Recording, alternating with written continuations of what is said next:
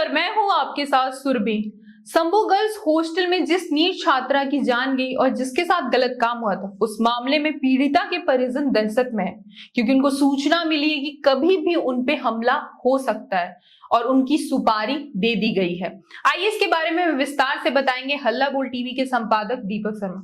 देखिए, मेरी बात हुई अभी पीड़िता के परिजनों से जी। पीड़िता के परिजनों ने जो संभू गर्ल्स हॉस्टल में जिस छात्रा ने जान गंवाई, जिसकी जान ले ली गई, जिसके साथ गलत काम होने की आशंका लगातार जता रहे हैं कि गलत चीजें हुई हैं मेरी बेटी के साथ, परिजन, उनके परिजनों को यह सूचना मिली है कि उनकी सुपारी दी गई है जी। और उन पर कभी भी हमला कराया जा सकता है और इस वजह से वे दहशत में हैं। पीड़िता के परिजनों ने अपनी सुरक्षा को लेकर चिंता जताई है और कहा है कि उन्हें कोई सुरक्षा नहीं दी गई है। हालत यह है कि जब ऐसी खबरें उन तक पहुंच रही हैं कि उन पर हमला हो सकता है, उनकी सुपारी दी जा रही है, उनको डराने धमकाने, उनको चुप कराने की कोशिश की जा रही है और ये जो लोग हैं, ये लोग ताकतवर लोग हैं। तो उन लोगों ने कहा, परिजनों ने कहा कि हम लोगों ने कफन बांध लिया है सिर पर, अब चाहे जो हो हम लोग पीछे नहीं हटेंगे। लेकिन इसके बावजूद अपनी सुरक्षा को लेकर चिंता तो होती ही है कि ये बेहद ताकतवर लोग हैं, पैसे वाले लोग हैं, करोड़ों खर्च करने वाले लोग हैं। तो ये लोग अगर सुपारी दे रहे हैं, अगर ये लोग साजिशें रच रहे हैं, तो हमारे पास सुरक्षा के नाम पर क्या है? तो सुरक्षा के नाम पर एक चौकीदार है। कितनी हास्यास्पद बात है, आपको हंसी आएगी कि परिजनों ने मुझे बताया कि जब बिहार के गन्ना मंत्री संजय पासवान पहुंचे जहानाबाद के उनके गांव पतियामा गांव, तो वहां उन्होंने पूछा कि परिजनों को कोई सुरक्षा नहीं दी गई है पुलिस की तरफ से। तो परिजनों ने कहा कि नहीं, कोई सुरक्षा नहीं दी गई है। तो उन्होंने गन्ना मंत्री संजय पासवान ने फोन लगाया जहानाबाद के एसपी को कि परिवार को सुरक्षा दीजिए, इनके साथ कुछ हो जाएगा तो फिर क्या कीजिएगा। जब ये लोग इतने आरोप लगा रहे हैं, रोज पटना जा रहे हैं, केस को फॉलो कर रहे हैं और यह भी इन लोगों ने शुरू से कहा है कि हमें धमकियां दी गई, तो इन्हें सुरक्षा क्यों नहीं मुहैया कराई जा रही? उनके बाद, उन मंत्री के फोन के बाद, जानते हैं इनको सुरक्षा क्या दी गई है? एक चौकीदार भेज दिया गया।